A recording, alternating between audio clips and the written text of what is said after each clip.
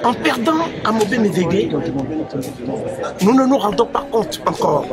La communauté africaine perd un des meilleurs défenseurs de la culture africaine, un des meilleurs combattants de la dignité de l'homme africain, mais aussi un humaniste, parce que ce n'était pas un va-t-en-guerre.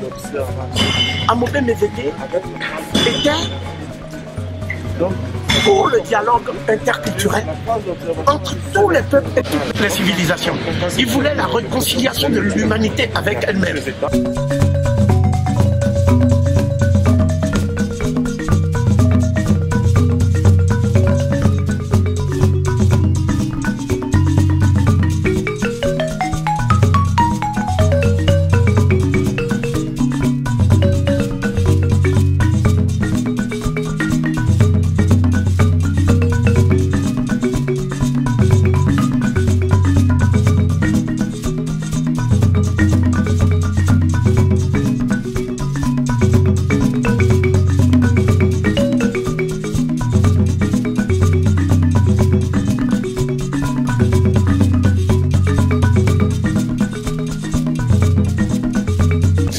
Chose à résumer même sur un témoignage. La première chose, c'est d'abord de lui dire merci.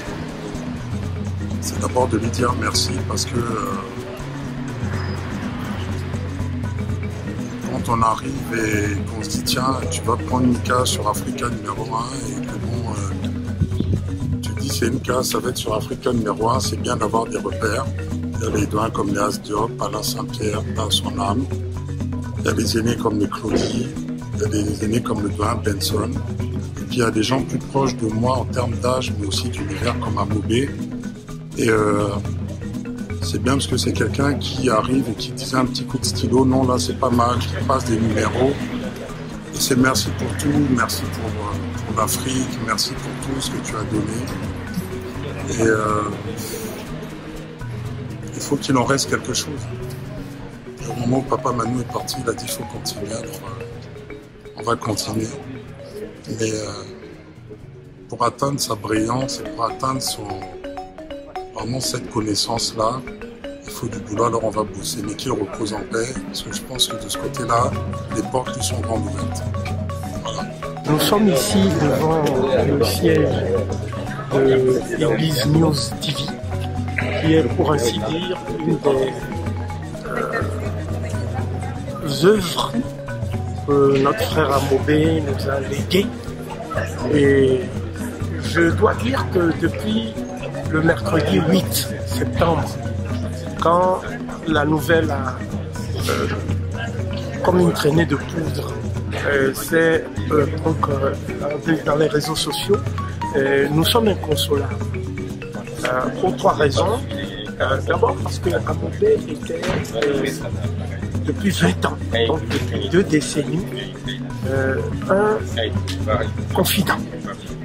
Un confident, chaque fois que nous avions un peu de vague à l'âme et que ce combat devenait pour nous une véritable épreuve, nous avions l'habitude de nous rapprocher de lui. Et il avait toujours le bon mot pour nous rassurer et nous dire que de toute façon, nous sommes condamnés à poursuivre ce combat, à persévérer dans l'effort, parce que nos ennemis, même si on fait un break et une pause, ne nous louperont pas. Hein? Ils savent que nous avons, pour ainsi dire, fait des choix, qui sont des choix de vie, des choix de conviction. Et par conséquent, ils nous ont rangés parmi les détracteurs et les rebelles. Deuxièmement, était pour moi un résistant. En ce sens que toutes les fois que nous avons eu à mener des combats et à prendre des initiatives ensemble, il a toujours mis l'accent sur le fait que les rapports de force étant favorables à nos ennemis, il faut être pragmatique. Parce que les cimetières sont pour ainsi dire remplis de héros qui sont devenus des martyrs. Et en cette matière, l'Afrique compte plus de martyrs que tous les autres continents. Donc il ne faut pas en rajouter. Et voilà pourquoi il faut être sensible à une stratégie de communication qui mette en avant nos projets, nos réalisations, en lieu et place des incantations et des outrances. Déjà, que la terre soit légère, c'est quelqu'un qui a été au début de la culture, pendant la culture et après la culture, puisqu'il est mort avec un outil de culture dans la main. Là où on est là, c'est lui qui a eu de créer cette télé et vraiment ses connaissances et toute sa volonté de faire développer la culture ne tarira jamais, puisqu'il nous a tendu la main en nous laissant sa structure. Et on le remercie beaucoup de tout ce qu'il nous a légué et que la terre soit légère. Qu'est-ce que vous retenez de son combat en tant que panafricaniste? Eh bien, de son combat, c'est un exemple que tout le monde doit suivre.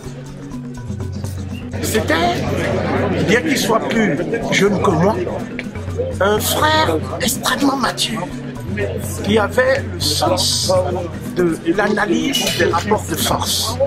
Et j'ai toujours apprécié cette maturité d'esprit et de Amobé Mévégué. Amobé Mévégué était un mécène. Il était d'une discrétion proverbiale.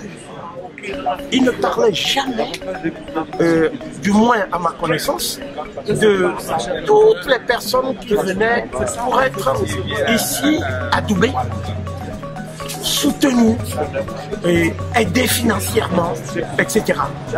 Donc, je dis il était le mécène et il nous disait tout le temps, il faut un lobby économique.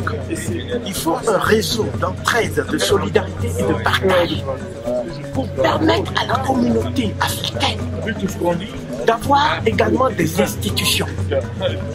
Parce que les hommes passent et trépassent, les institutions durent et perdurent. Et il y a beaucoup d'institutions qui sont là et qui témoignent du passage et de la présence de la communauté chinoise.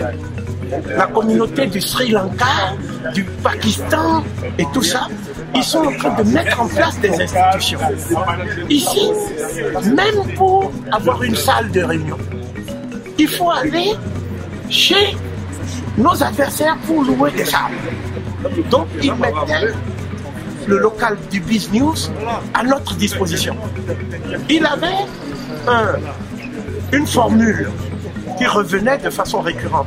Il disait, le jour où tu seras contraint de faire une conférence sur la place publique, ce jour-là, appelle-moi. Parce que UbiNews, c'est ta salle. UbiNews est ouvert pour vos rencontres, vos conférences. Parfois, il fallait insister pour payer quelque chose. Parce qu'il ne voulait pas qu'on contribue même financièrement. Donc, ses collaborateurs, Teddy, Jafadja, la sœur Mahop, etc., souvent étaient avec nous. Et dès que je venais pour faire une réunion, une conférence, les gens me disaient « Amobé Mévégué a déjà donné le feu vert ».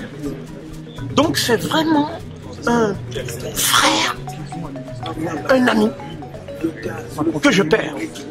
En perdant Amobé Mévégué, nous ne nous rendons pas compte encore. La communauté africaine perd un des meilleurs défenseurs de la culture africaine, un des meilleurs combattants de la dignité de l'homme africain, mais aussi un humaniste, parce que ce n'était pas un va-t-en-guerre. Amobé Mévégué était pour le dialogue interculturel entre tous les peuples et toutes les civilisations. Il voulait la réconciliation de l'humanité avec elle-même. Amobé Mévengué, notre frère, notre militant et notre guerrier, vient de nous quitter. Heureusement, comme on dit chez nous, ce n'est qu'une suite en fait. Ce n'est qu'une suite logique. Il a laissé des traces. Il nous appartient maintenant de continuer ce qu'il a laissé, de nous occuper de ses enfants et de sa femme et toute sa progéniture, et faire en sorte que ce qu'il a laissé ne puisse pas périr et d'attendre encore 100 ans pour que nous ayons la relève. Mais aujourd'hui, nous pleurons le grand homme qu'il est, le grand homme des médias, le grand homme des relations et aussi le grand homme de l'Afrique. Encore une fois, aujourd'hui, l'Afrique vient de perdre un de ses enfants, un de ses illustres enfants. Nous l'accompagnons, nous sommes ensemble et nous allons continuer ensemble ce qu'il a laissé. Amobé Mévengué, comme Bernard Dadier n'est pas mort, Birago Diop aussi l'ont dit, il est là. Il a son cas qui est vivifiant, puisque nous sommes rassemblés autour de sa figure. Nous sommes réunis autour de cette âme qui a été généreuse de ses talents, généreuse de son imagination, généreuse de ses créations, généreuse de ses productions au service d'une cause. Il venait de produire ce qu'il a appelé World African Network, le One. C'était un homme d'imagination qui avait un imaginaire qui était uniquement concentré sur la révélation de l'homme africain à lui-même. Et il y avait une articulation chez Amobé entre la pensée et l'action. Il y avait une corrélation, un lien, mais très fort, intrinsèque, entre le fait d'imaginer et le fait de traduire. D'ailleurs, où nous nous retrouvons aujourd'hui, c'est la matérialisation. Il n'était pas un homme de matériel, mais il était un homme de matérialisation. C'était ce qui, sur le plan de sa philosophie personnelle, c'était quelqu'un qui n'était pas attaché à ce qui est un bien matériel, mais quelqu'un qui aimait traduire de façon concrète tout ce que nous imaginions, tout ce que nous pensions.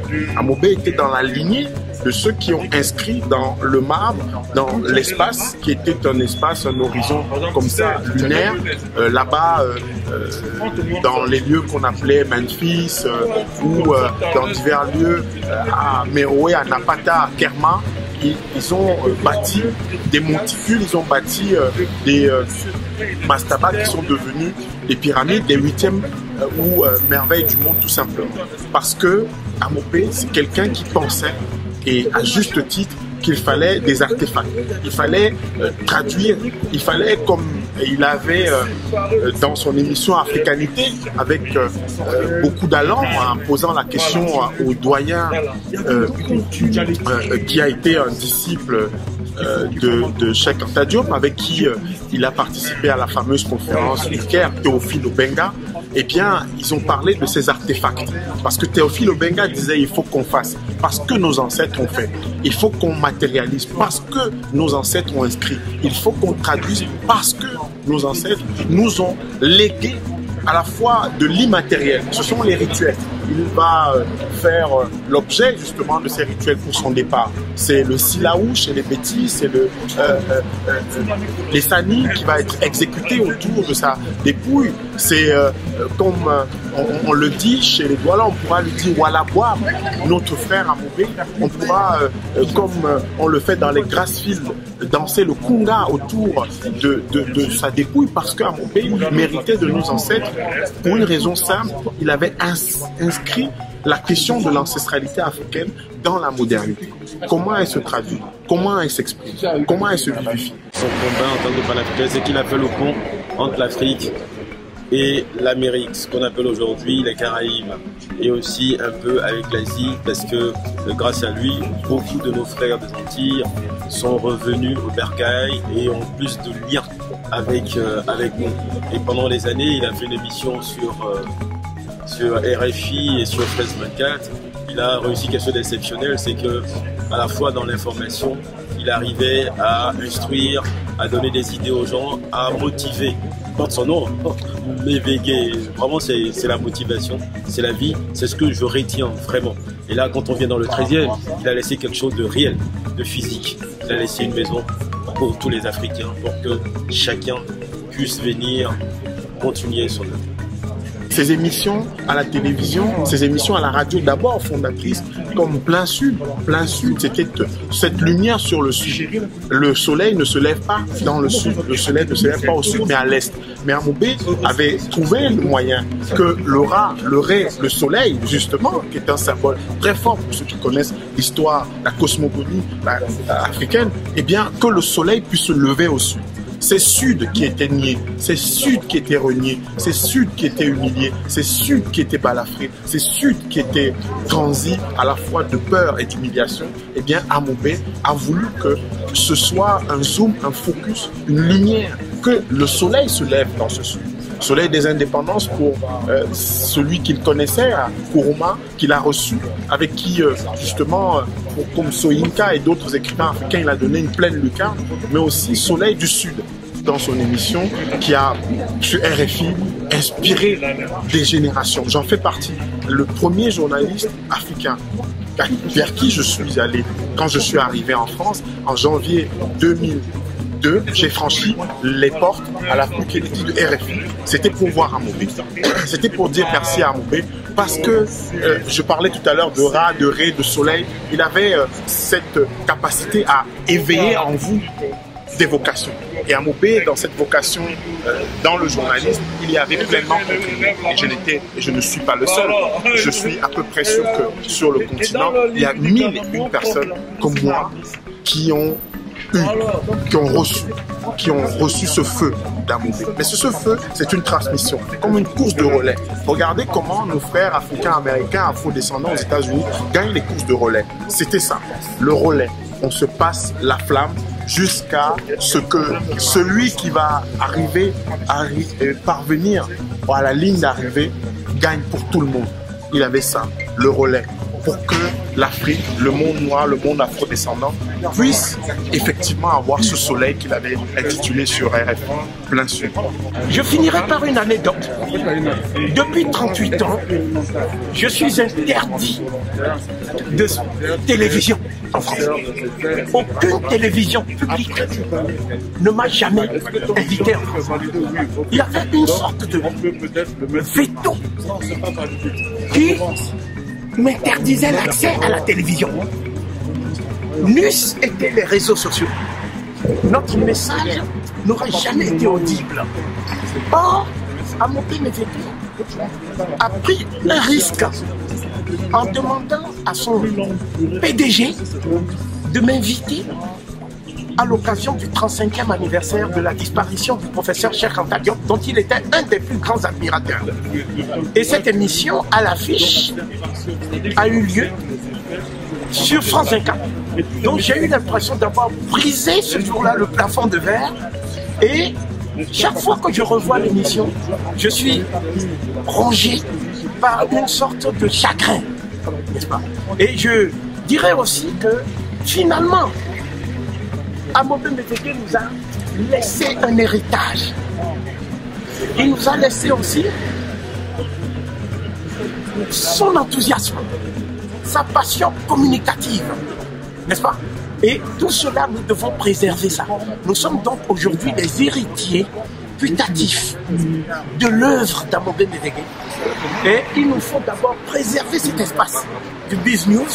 Et dans un second temps, il faut préserver sa mémoire à travers une fondation qui va, pour ainsi dire, perpétuer son enseignement et son message. J'ai reçu un coup de fil d'Abidjan, c'était hier, et le président Gbagbo, à qui Amoubé Mévégué a rendu visite, à la prison de Scheveningen, aux Pays-Bas, pendant qu'il était donc en procès à la Cour pénale internationale, a fait un message de condoléances pour Amoubé Mévégué, et il a tenu à ce que son avocate, maître Abiba Touré, puisse diffuser largement ce message.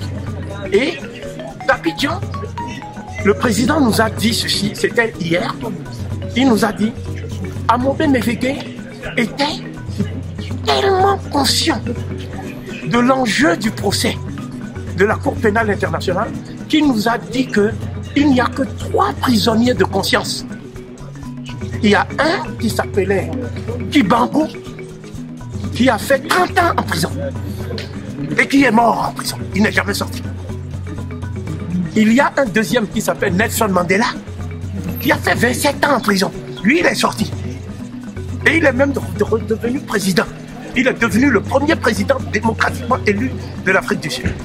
Et le troisième, c'est Laurent Gbagbo, qui a fait 11 ans en prison, qui non seulement est sorti, mais est retourné dans son pays et a été accueilli triomphalement, alors qu'on le présentait comme un dictateur. Jamais de mémoire d'homme, un dictateur n'aura été accueilli avec une telle liesse populaire, un tel enthousiasme. Et le président Gbagbo disait, beaucoup de journalistes, à partir du moment où j'ai été emprisonné, ont cessé de me contacter. Amobé Meveke, malgré son devoir de réserve, la charge qui était la sienne, est venue et a passé 2 heures avec le président Gbagbo à la prison de Scheveningen. Que nos ancêtres vénèrent sa mémoire. Que le Dieu Amon-Ré protège son cas divin. Amobé Meveke est devenu un Osiris et il est parti vers les champs Diallo à la recherche des mannes des ancêtres jusqu'à la fin de d'être. Merci beaucoup.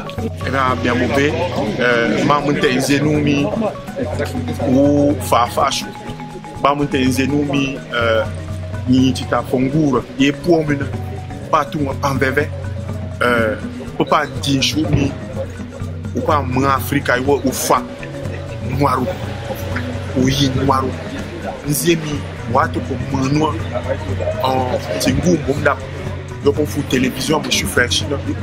Moi, je peux faire je suis French ni radio ni watu ni li Africa. You on est je m'assis. Nous sangons ben Avignon que la paix soit avec toi. On dit dans la langue Douala, tout à l'heure je le disais en Baboun, dans la langue du Cameroun, de l'Ouest Cameroun, te weni weno aussi Timbea Mandamongo. Quel que soit l'endroit où tu te trouves au monde, n'oublie jamais d'où tu viens. Quel que soit l'endroit d'où tu viens au monde, où tu es au monde, n'oublie jamais d'où tu viens. Cette terre, ce lieu qui s'appelle l'Afrique. Et Amobé n'a jamais oublié d'où il venait. Et il retournera d'où il venait. Ousangobé Avignon, que la paix soit avec toi. Alors je vais faire appel à mon yaya, grand frère, encore une fois, Amobé Meveke, pour nous présenter le prochain artiste. Applaudissons pour Amobé, parce qu'il fait partie du comité d'organisation de ce concert. En hommage à Papa. Merci Patrick. Alors j'ai l'impression vraiment que c'est maintenant que la légende de Papa Wemba commence véritablement. Oui. Parce que de son vivant, il était adulé. Mais aujourd'hui qu'il a rejoint la case de l'invisible, on le voit, l'émotion est palpable, il est salué partout, y compris par certains de ses détracteurs, mais pas de polémique aujourd'hui, pas de polémique. J'aimerais, s'il vous plaît, avec votre permission, montrer encore une fois de plus comment cet homme était pétri d'humilité. Ça n'était pas du tout prévu par le protocole, mais c'est en discutant tout à l'heure que j'ai découvert que Papa Wemba avait fait de l'une des personnes les plus proches de lui quelqu'un qui avait été frappé par le destin. Tu vas m'excuser, c'est le garde du corps de Papa Wemba. Ce n'était pas prévu. Charlie Tigre, c'est pas prévu, mais je voudrais que tu viennes, s'il te plaît. Applaudissements, s'il vous plaît. Charlie Tigre, garde du corps de Papa Wemba. Et c'est lui qui enregistre toutes les personnes qui montent sur le podium ce soir. Alors, ce n'était pas du tout prévu, ça ne va pas être très long. Je voudrais quand même apporter le témoignage que tu es un enfant de la rue et c'est Papa qui t'a recueilli. Ouais, mais beaucoup d'émotions. Alors je vais le dire pour toi, on peut l'applaudir. C'est le témoignage de l'humilité de quelqu'un qui a recueilli un enfant qui n'était pas de son sang, qui n'était pas de son clan, qui n'était pas de sa tribu. Et ça pose la question de la responsabilité sociale des artistes qui envoient des messages, mais qui parfois ne sont pas en phase avec les messages qu'ils envoient. Merci beaucoup pour ton humilité à toi aussi, et que Papa Wemba veille encore sur toi. Merci beaucoup. Charlie Tigre, dans la continuité de ce que je viens de dire, j'aimerais avec toi accueillir maintenant quelqu'un que Papa a adoubé, parce que Papa C'était un artiste, je le disais tout à l'heure, qui a traversé plusieurs générations. Il a connu tous les ténors, hein, tous les barons. De génération en génération. En génération. Et c'est un formateur d'idoles. Et il a permis l'éclosion de nouvelles voix, de nouveaux talents. Et celui que nous allons accueillir maintenant est sans doute celui que l'on considère comme le meilleur guitariste du continent aujourd'hui dans sa catégorie. Exactement. Et c'est quelqu'un qui l'imite, qui chante comme lui. Merci d'accueillir un virtuose, un génie, Olivier Chimanga, s'il vous plaît. Olivier Chimanga. Chimanga. Olivier. Sous vos applaudissements. Merci.